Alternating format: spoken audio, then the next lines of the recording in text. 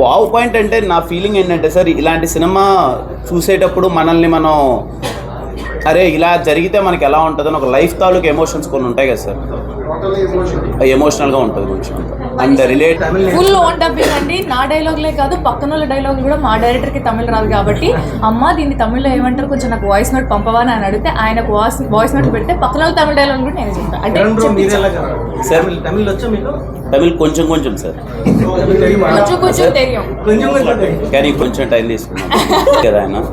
And పాటలన్నీ చాలా బాగా ఇచ్చారు. బ్యాక్గ్రౌండ్ స్కోర్తో నేను ఇంకా చూడలేదు, మీతో పాటే కలిసి చూస్తా బ్యాక్గ్రౌండ్ స్కోర్తో వెయిటింగ్ ఎలా ఇచ్చారని. చోట్ల ఖచ్చితంగా ఏడుస్తారు, ఒక హ్యాపీ టీయర్స్ ఉండొచ్చు, కనెక్ట్ అయిపోయి ఏడుస్తూ ఉండొచ్చు.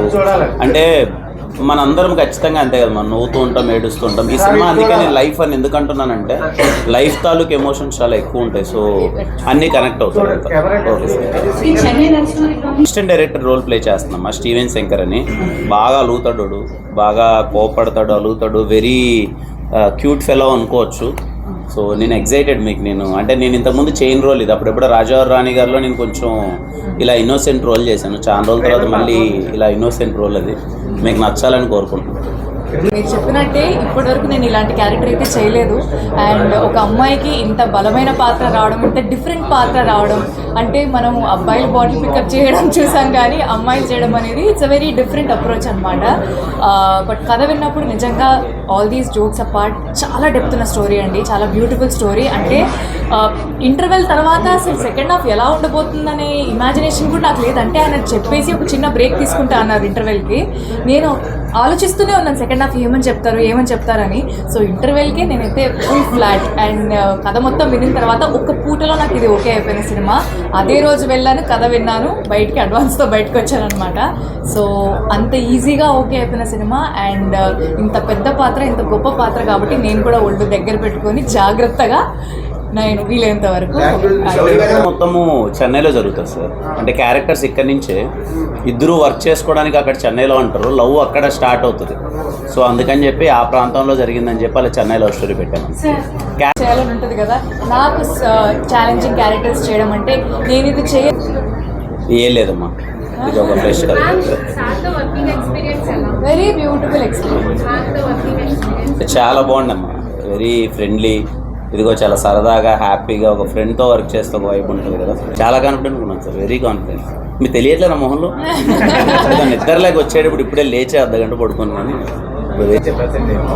ఇప్పటి వరకు మన తెలుగు స్క్రీన్ పైన చూడని ఒక ప్రేమ కథ, కుటుంబం మొత్తం కలిసి చూడగలిగే ప్రేమ కథ.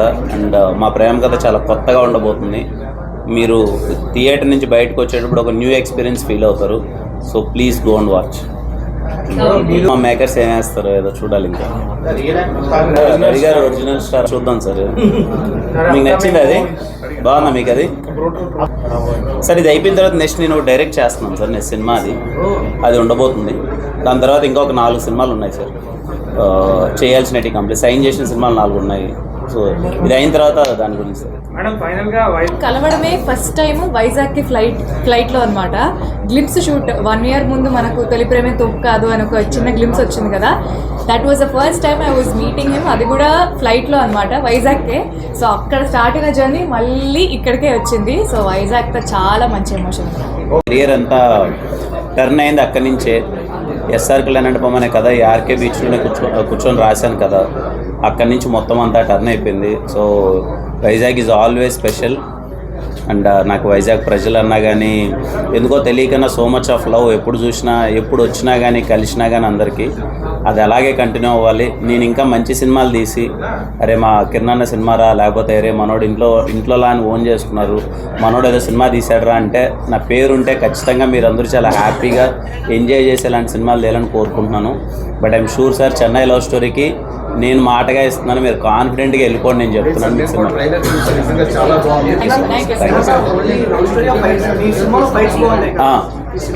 ఫైట్ ఉంది తమ్ముడు, అది మిస్ చేయండి ఫైట్ ఉంది.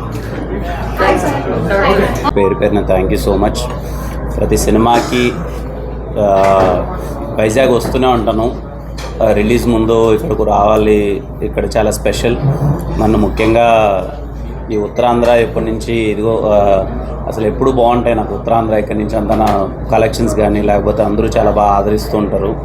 చెన్నై లవ్ స్టోరీ సినిమా చాలా స్పెషల్, ఎందుకంటే ఇప్పుడు దాకా చేసిన సినిమాలు ఓకే అన్నీ బాగా నచ్చాయి, కొన్ని నచ్చలేదు, కొన్ని బాగా నచ్చాయి, అంతా ఓకే. కానీ చెన్నై లవ్ స్టోరీ సినిమా ఎప్పుడు లేనంత కాన్ఫిడెంట్గా ఉన్నాను నేను. అరే ఇలాంటి ప్రేమ కథ మనోళ్ళు చూడలేదు, స్క్రీన్ పైన మనోళ్ళు చూసి చాలా బాగా ఎగ్జైట్ అవుతారు. అండ్ కొన్ని సినిమాలు ఉంటాయి కదా, ఒక సినిమాకి తెలియకుండానే ఒక లైఫ్ ఏర్పడుతుంది. ఈ సినిమాకి నేను నమ్ముతున్నాను. అది చూస్తున్నంతసేపు 3 గంటల పాటు మీరు అసలు ఏదో మీకు జరిగితే ఎలా ఉంటుందిరా అని చెప్పి మీరు రిలేట్ అవ్వడము, లేకపోతే ఇలాంటి కాన్వర్జేషన్స్ మనం ముందు చూడలేదు కదరా అని ఒక ట్రాన్స్లోకి వెళ్తారు. మీకు చాలా బాగా నచ్చుతుందని నమ్ముతున్నాను. సో జూలై 24th ఈ ప్రేమ కథ వయసుతో సంబంధం లేదు, పెద్ద లేదు చిన్న లేదు, అందరికీ నచ్చుతుంది. సో మీ ఫ్యామిలీ వాళ్ళందరితో కలిసి మిస్ అవ్వకుండా జూలై 24th సినిమా చూడండి. ఐ ప్రామిస్ యూ దట్ మీకు సినిమా చాలా అంటే చాలా బాగా నచ్చుతుంది. నాకు 100% పక్కా పెద్ద హిట్ అవుతుంది సార్. స్టోరీ పరంగా సాంగ్స్ ఉంటాయి సార్. ఇప్పటిదాకా రిలీజ్ అయిన 4 పాటలకి చాలా మంచి పేరు వచ్చింది. ఇవి కాక ఇంకా సినిమాలో 3 పాటలు ఉన్నాయి. సినిమాలో ప్రతి పాట సిచ్యువేషన్కి సంబంధించి ఉంటుంది. సో మీరు ఇంకా మూవీ చూసేటప్పుడు ఏంటంటే ఇంకా కొంచెం చాలా బాగా చేస్తారు పాటలు. ఇది ఫస్ట్ షూట్ స్టార్ట్ చేసిందే ఈ సినిమా వైజాగ్లో, మళ్ళీ చీరాల్లో అయింది, అండ్ చెన్నైలో అయింది, పాండిచేరిలో అయింది, హైదరాబాద్లో అయింది. బడ్జెట్ చెప్పకూడదేమో సార్. కొడతాం అనే ఫీలింగ్ ఉంది సార్. ఇంకా మీరు ఇవ్వాలి చూసి, మీకు నచ్చితే వెరీ వెరీ హ్యాపీ. నేనైతే కాన్ఫిడెంట్.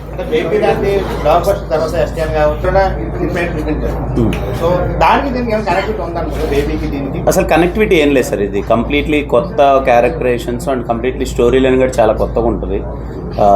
దానికి దీనికి సంబంధం లేదు సార్. సార్ దానికన్నా ఇంకా కాన్ఫిడెంట్గానే ఉన్నాం మేకర్స్ అందరం.